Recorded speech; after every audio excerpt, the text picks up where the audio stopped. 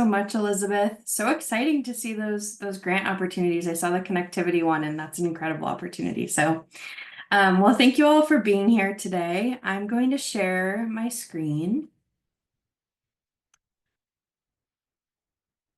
I'm just going to share. Can you see? You're seeing the presentation, correct? Perfect. Okay. So today we're going to talk about key performance indicators, and I'll do an introduction in one moment. But here's the quick agenda. We're going to go through some welcome and introductions. I'm joined by my team here at Mobile Health Map. We're going to talk about what key performance indicators are, why they're important, and how to apply them to your programs to grow your program sustainability and program improvement practices. So this is our team at Mobile Health Map. My name is Kait. I'm the manager of evaluation and strategic relationships. Today I'm joined by my colleague Josephina Lynn, who's going to be, would you like to introduce yourself quickly, Josephina? Yeah, sure. Thanks, Kate. Hi, I'm Josephina Lynn. I'm the Research Communications and Health Equity Associate with the Family Van Mobile Health Map and excited to be joining Kate today. Thanks, Josephina. And I think some other folks from our team are on this call. We're a small but mighty team, and you're always welcome to reach out to any of us with questions. So really quickly, if you've been on these calls before, you've gotten the spiel, but Mobile Health Map is a national nonprofit based out of Harvard Medical School. Our mission is to measure, maximize, and communicate how mobile clinics improve health, save money, and advance equity. We do this on a national level with policymakers and funders, and then we also work with individual mobile programs and groups of collaboratives of mobile programs to help them measure and evaluate their impact as well. And if you're not familiar with our website and with our free resources, I highly recommend you take a look. Like I said, our resources are free, and you could be part of this map. So every orange dot you see on the map is a mobile program. If you hover over, it'll show you some more information about that particular program, what services they provide, a link to your website, etc. And we also have this amazing tool, the Impact Tracker, which allows us to calculate the return on investment of the sector, dollars returned, life years saved, and emergency department visits avoided for the sector, as well as some demographics. And individually, if you join our website and add in some aggregate data, we're able to create an impact tracker for you. So this is an image of an example dashboard. So basically you enter your data, you receive this free dashboard that calculates the return on investment for your specific program, the dollars returned, life years saved, and ED visits avoided, as well as a visual of your demographics, the services you deliver, and our public health quality checkup tool, which is fantastic for program improvement and looking at the quality of the services you're providing. So diving into today's topic, and I just want to take a step back and say, I know the term key performance indicators might sound very scientific or a little scary, but we're really going to break it down so it's accessible and it's something that's really important that you bring into your work. So what are key performance indicators or KPIs? They're simple measurable data points that show you how your program is doing, right? So you can refer to them as your vital signs, for example, that help you understand what's working, what needs attention, kind of paints a picture of where your program is at. Some examples of KPIs could be number of patients served, the repeat visit rate, number of type of community partnerships you have, or the number of interventions that you provide on your mobile unit. So why are they important, right? They really allow you to track your program's progress over time. And like I said previously, they help you identify what's working and maybe what's not working or what might need some support. It can support quality and program improvement efforts. And then it really helps you make a strong case to funders, partners, and stakeholders and demonstrate your program's impact. And we talk to so many mobile clinics that really stress the challenges around sustainability. And so being able to show the impact that your program is having and the growth of your program over time with KPIs can be really beneficial when it comes to sustainability. So what are some types of KPIs, right? So we have access KPIs. This is who you're reaching and where you're reaching them, right? So the number of patients that you've seen, the number of locations you've visited, percent of patients from priority zip codes. You have impact KPIs. So these measure how your services are improving people's lives. So percent of patients reporting improved health, ER visit reduction rates, follow-up appointment adherence, and then sustainability KPIs. And so these are really helpful when you're reporting to funders or other stakeholders or community partners. So these help you track your program's long-term strength, right? So number of partnerships formed, the amount of money and grants or funding that you've secured, and the percent of patients who return for care. And when we look at these examples, we can see that some of them might be helpful if we are reporting externally to external stakeholders, and some of them are really helpful if we're looking internally on how to improve our services or improve our program plans. So some myths and truths. Going back to that idea that KPIs or key performance indicators are really scientific and complicated and are only for big clinics. We're here to share that they are really for every clinic, big or small. There's a benefit that you can have by utilizing these particular metrics, these KPIs in your processes. And Josephina is actually going to share a little bit later about the Family Van, which is our sister program at Mobile Health Map. And she's going to talk through how we utilize KPIs at a smaller mobile health program in Boston. KPIs are complicated data, right? So this is another misconception. They really should be simple and they should be actionable. So when you're thinking about developing or picking your KPIs, they should be simple things that you're able to measure, you're able to work in that data collection into your existing processes. So we want to think about making this as accessible and easy for your team as possible, right? Tracking KPIs takes too much time. And this goes back to that point I just made about accessibility and making sure that your team is able to really collect this data, right? So you can start small and build over time. And we want data collection to be worked into the existing processes that are already happening on your mobile unit. And Josephina will talk a little bit about how we do that data collection on the Family Van. And then KPIs are just for reporting. So I've mentioned this a couple times, but the audience of your KPIs varies, and the different metrics that you utilize are going to be reported to different stakeholders, right? So not only are they helpful with sustainability when you're showing to funders or stakeholders the impact of your program, but they're really helpful as well when you're looking back at your programming and saying, okay, how can I strengthen the work that I'm doing? How can I improve some processes internally? Or what changes should I make to my program to make it stronger and improve the reach? So how to begin? How do we develop these KPIs? How do we decide what we want to measure, what metrics we should use? So the first point, and this is something that I've returned to all the time, whether it be in our workshop on designing surveys or anything about evaluation. The first key point is always to define your goals. So what are you trying to improve or understand? And I'll ask some questions afterwards. There will be some questions that you can ask yourself to kind of guide this process. But defining your goals is so important. You're going to put a lot of energy and effort into doing data collection and developing an evaluation plan and developing these KPIs. You want to make sure they align with what your end goal is, right? And then step two is to choose meaningful KPIs. So start with 3 to 5 core metrics. And I realized I've been using the term metrics. When I say metric, that's what you're measuring, right? So start small, start with 3 to 5 things that you want to measure to help you work towards your goal. Number 3 is to collect data regularly. So use tools that work for your team. And something that I find really helpful when you're developing a data collection plan or an evaluation plan is to have conversations with your team, with your direct service staff. What does it look like when a patient comes in or a client comes in?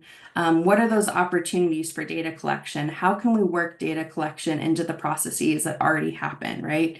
On the Family Van, we have community health workers who are constantly engaging in conversation. How can we make data collection conversational to fit what's already happening, right? And then review and reflect. So once you've collected that data, it's important to analyze the data and see what story is the data telling? What is it? What questions is it bringing up for us that we can reflect on?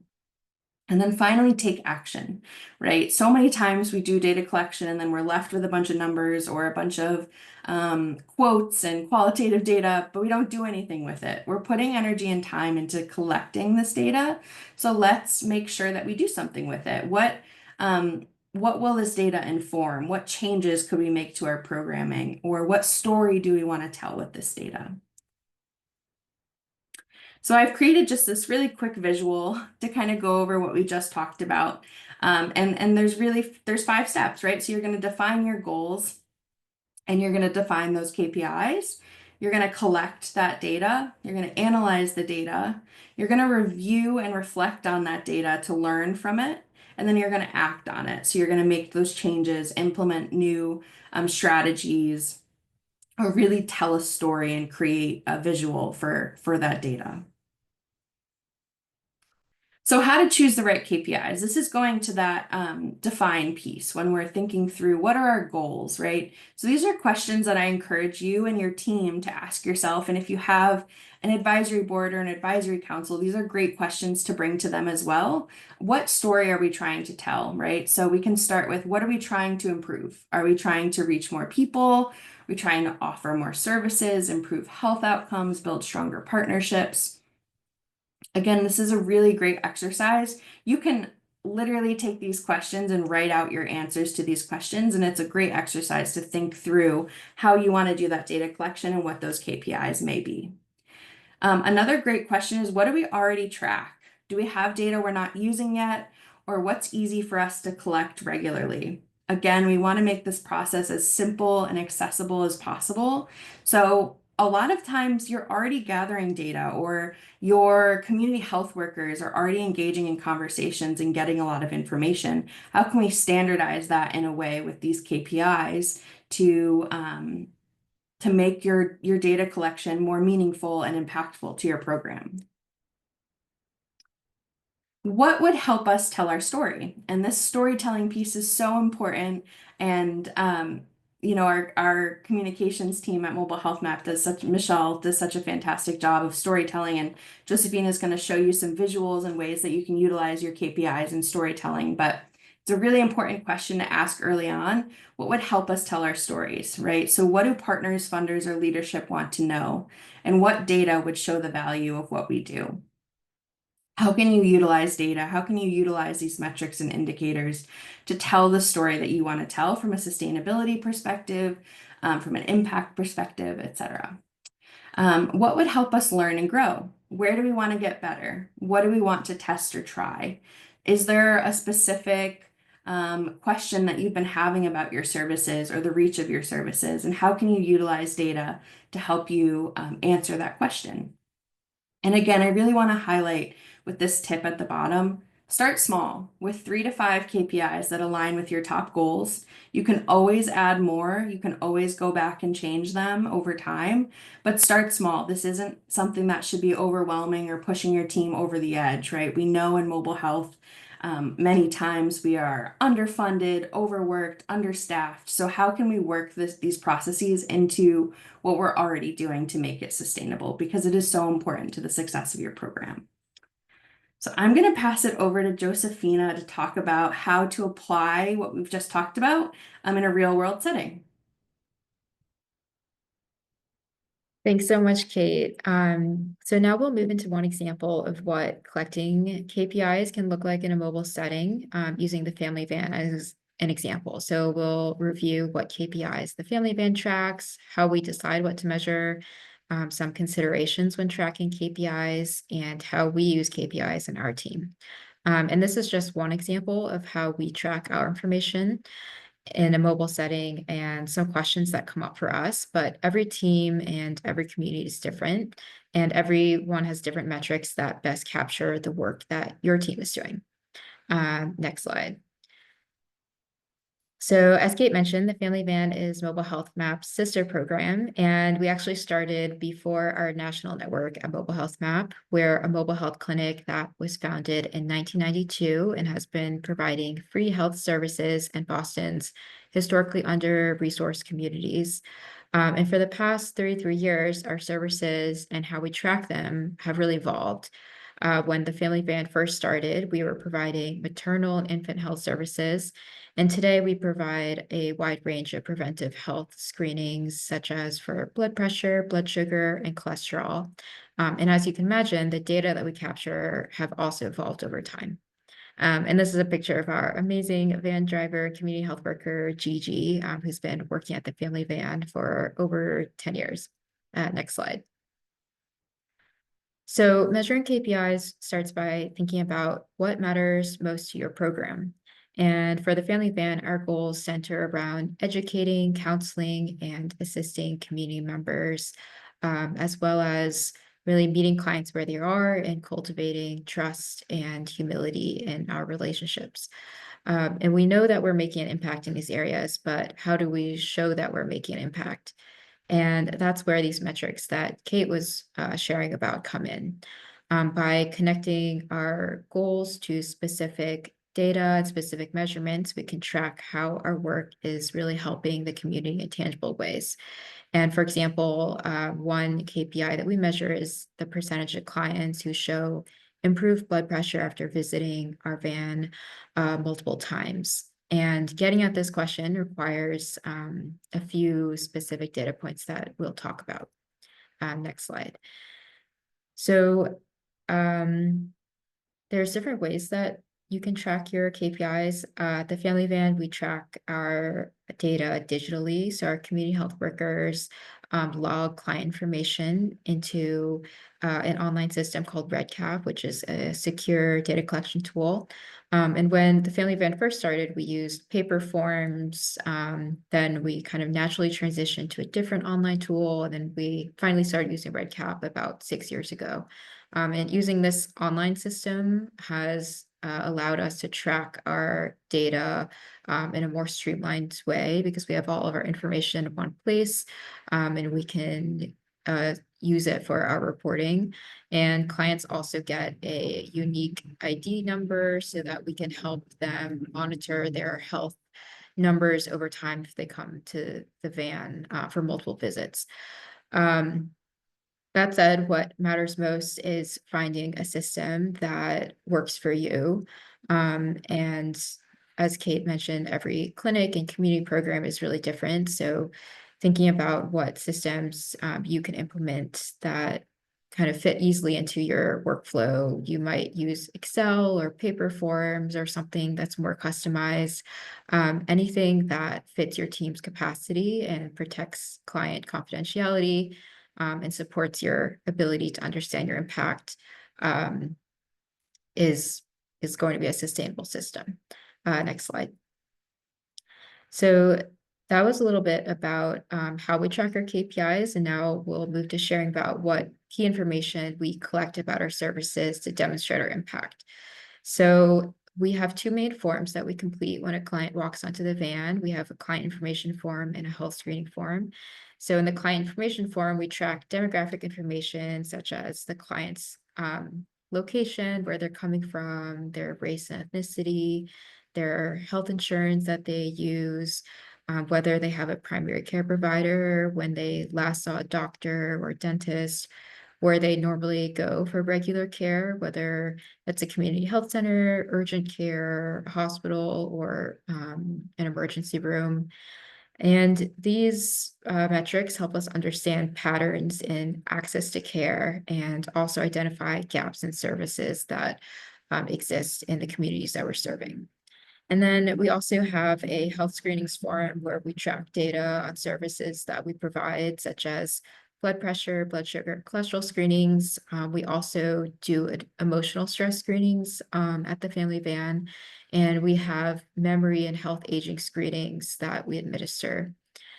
We also track community referrals, such as for financial security, food security, or colon cancer resources. And we also track collaborations with community partners. For instance, there's a free resource in Boston called the Mayor's Health Line that helps connect people across the city to insurance. And we track how many referrals that we make to this specific resource. And as Kate mentioned, this list of metrics has really evolved over time. So we started small, and over time, as we've added more screenings or we've developed more partnerships, we've expanded the key metrics that we're tracking. So this isn't an exhaustive list and not necessarily things that you need to track, but just giving a sense of what KPIs we track on our team and what metrics are useful for our clients and help us show our reach. Next slide. So these metrics that we track at the Family Van can be generally categorized as falling under understanding health outcomes, as well as understanding our own internal team processes. So demographics, such as race, age, and language. They also help us understand access and reach. So we look at the number of clients that we serve and the geographic areas that we're covering. Health outcomes. So we can use the health screening numbers that are aggregated across all of our clients to look at improvements in clinical indicators like blood pressure, blood sugar, cholesterol. We also look at client satisfaction.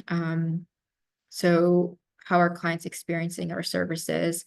And this is something that we track after clients enroll in our mental wellness program.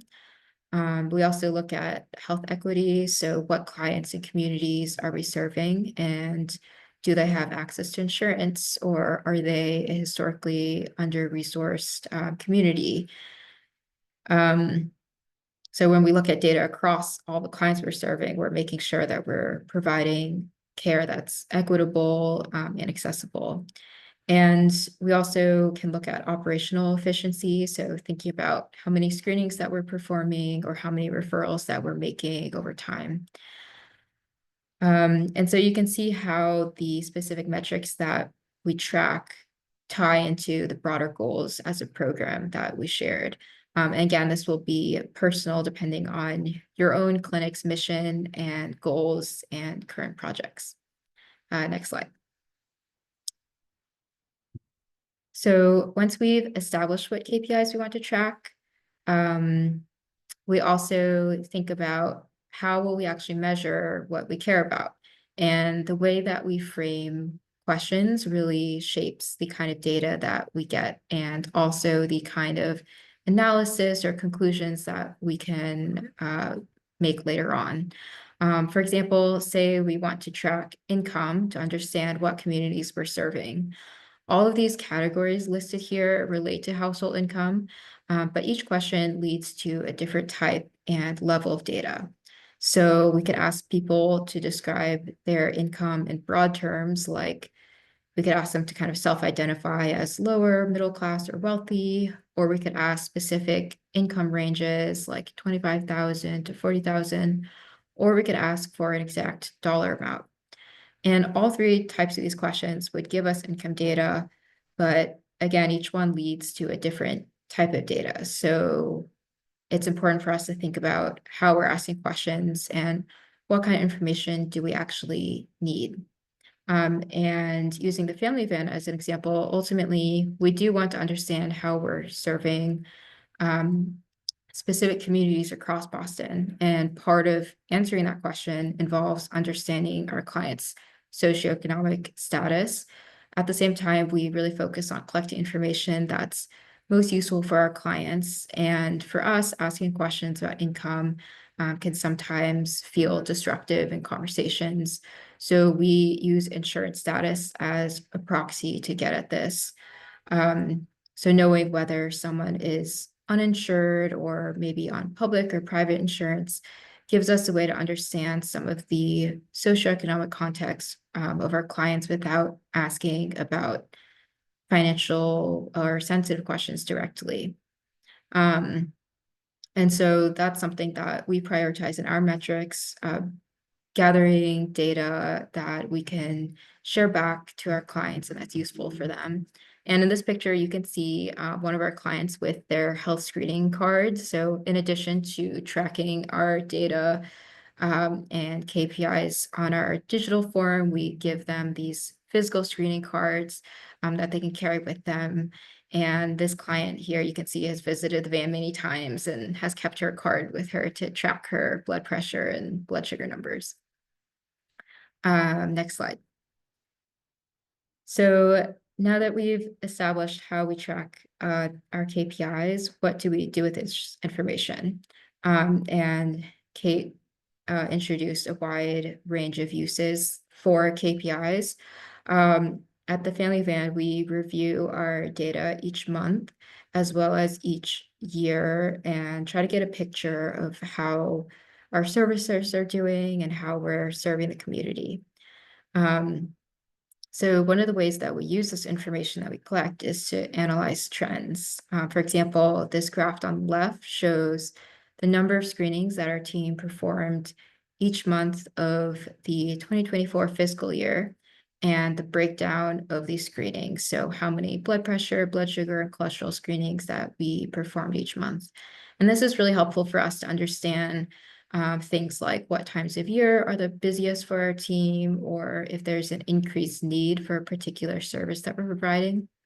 And then we can also identify gaps in services. So for example, if we notice a lower number of stress screenings or dental referrals that we're making as a team, this might signal an opportunity to strengthen certain areas. And then we can also look at trends over time. So we can look at the number of clients that are visiting a specific location over time. And the chart on the right shows the breakdown of the sites that the Family Van delivered services in 2024. And so, for example, we've been going to a new site at a food pantry in a new community, and it's really helpful for us to be able to track how many clients we're seeing in our existing sites as well as our new sites to think about how can we adjust staffing or bring in new educational materials or focus on particular health issues that are emerging. Next slide. And there are a few considerations that we thought it'd be helpful to touch on that our team and other mobile clinics have encountered when it comes to tracking and collecting KPIs. So one consideration is balancing data recording with working directly with clients and providing services. So at the Family Van, our first priority is really building trust and providing care. So we're trying to be mindful of collecting data that doesn't interfere with the relationships that our community health workers are building in the community every day. So not collecting too much information or information that we don't need. And also staff capacity comes up as another important consideration. So we know many mobile clinic team members have multiple responsibilities when we're providing care. People can be offering counseling as well as trying to provide education and making referrals and providing different services, and don't always have the time to dedicate to gathering lots of data. So just thinking about how can we develop sustainable data collection forms or systems that already fit into the workflow of the team. Sometimes for grants or with some funders, you might be required to track specific information or ask specific questions. And at the Family Van, whenever we're thinking about adding a new metric to our data collection, we work with our direct service team to consider what is realistic for them and what's reasonable to track before adding new KPIs into our workflow. We're also always working to make sure that we're collecting data in ways that work for our clients and communities. So something that we're thinking about and intentionally get feedback from the community is how we're asking questions. Are we asking them in a way that's clear and culturally responsive, or in multiple languages? So thinking about gathering data in ways that serves our clients. And finally, client confidentiality and trust is another really important consideration. So many of our clients are for various reasons, understandably cautious about sharing some personal information. And we always respect their comfort level, even if it means that we might have less complete data or might not fill out all of our metrics. Next slide. So now that we've covered how we track and gather these KPIs, we can move on to a exciting piece of the storytelling aspect that Kate was talking about.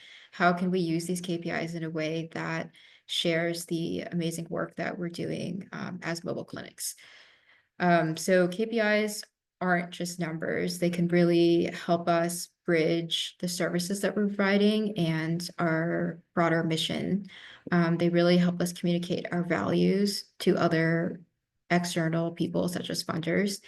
And one example is in our annual report. So each year, we publish our annual report and we can share key data from the past year, like how many services we provided, how many clients we served.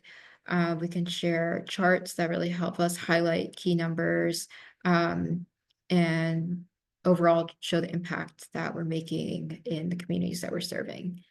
Next slide. Another way that we share our KPIs is on our website. So our communications specialist, Michelle, put together this page on our website that's focused on our impact and helps us share our data in a way that's transparent and impactful. So you can kind of put together a quick section that highlights key data that you want to show, such as how many clients you served in the past year, or other numbers that help outsiders quickly understand what your team is working on and your reach. Next slide. And another way that any mobile clinic can visualize their KPIs is using Mobile Health Maps Impact Tracker. So this is a free tool that walks you through a few pieces of data that you can enter about your program, and it will organize it for you into a personalized dashboard. So you can get this snapshot of your impact that you can share in presentations or for grant proposals or as a springboard for strategic planning if you're having internal conversations with your team. Next slide. So just a quick summary, KPIs are really an important piece of helping us measure what matters to our programs. They're tied to our goals and they're personalized metrics that help us track our progress. And we know that the work of mobile clinics is really essential and valuable for communities. And these metrics really help us demonstrate this impact in a way that others will understand. We know that funders and other stakeholders really love clear, measurable results. So KPIs help us show exactly how their support translates into specific impact. Next slide. So we'd love to open it up for questions. If anyone has questions about some of the topics that we covered or any experiences you want to share about how you're tracking data on your own teams, we'd love to hear it.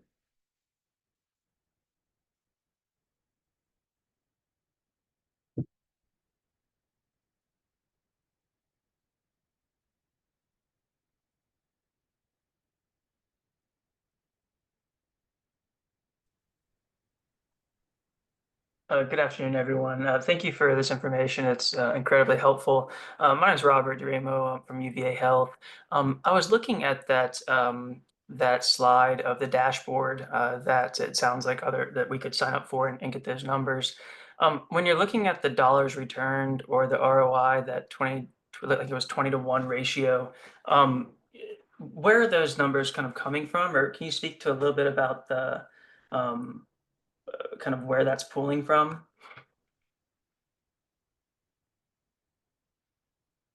Yeah, definitely. Thanks for that question. So the algorithm that we use for our impact tracker is based on research about um, kind of the return on investment of mobile clinics. So it's kind of an evidence-based tool, and there's an algorithm that researchers kind of put together. Kate, I don't know if you have anything you want to add to that. Yeah. So we look at the United States Preventative Task Force. We utilize their data. So specifically for our impact tracker currently, our goal is to expand the types of services we're able to include in the process of developing or calculating your return on investment. But currently we look at preventive services. So we actually have a PDF that I'd be happy to share with you if you shoot me an email um, that goes through all of the services that we take into account when we're calculating that return on investment. But we do utilize the US Preventive Task Force information for calculating those that return on investment. We also have a publication that dives into like the really scientific detail behind the calculations that I'd be happy to share with you. Um, but this is a tool that is available and free to any mobile clinic. And like I said, we are hoping to expand the impact tracker to take into account other services and interventions. No, thank you. That's perfect. I'll reach out, and this is great, and I'm looking at it, but I'm already anticipating my CFO's next question is help me understand that number. So I think with that PDF, I'll be able to do that. So thank you so much. Of course. Thank you for your question.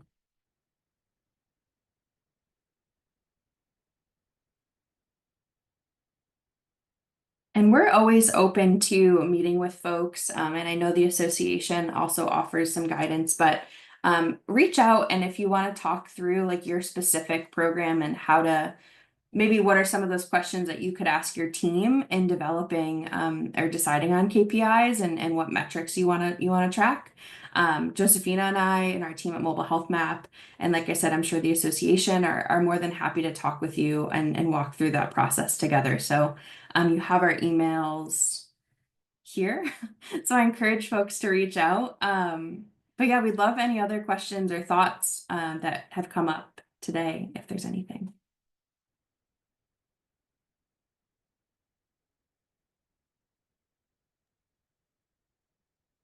I hate to hog the mic, but hearing a silent crowd here, I have another question. So I looked at we use RedCap for several things, and we also have Epic, and we actually have our mobile unit linked into our EHR, so they're always on.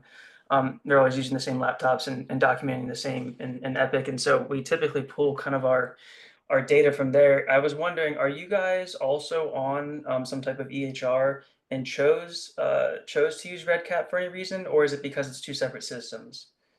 So at the Family Van, we don't provide any clinical services, so we don't have an EHR. Right. But I do know that that's actually a common question, and it's something that the sector of mobile health is talking about. Every program tends to utilize a different tool, whether it be pen and paper to Excel to an EHR to RedCap. So I'd say it's tricky to kind of decide on best practices, but we'd be more than happy to talk to you about your specific situation and kind of talk through what that data collection process could look like. But I do know it's a challenge for a lot of programs that have different systems that they utilize. No, that makes complete sense. And I'm definitely excited about this, and we'll look to connect with you in the next week or two. So thank you. Yeah, thank you.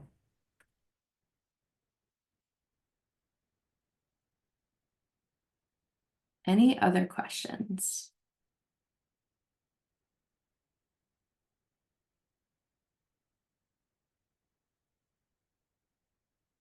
Okay. Well, as always, we are always open. Our emails are open. We are more than happy to connect with you offline. And just wanted to do another plug for the Mobile Healthcare Association. We really enjoy partnering with them, and they just have incredible resources. So please reach out to either of us with any questions that you might have. But we'll stay on for a little while if there's any lingering thoughts.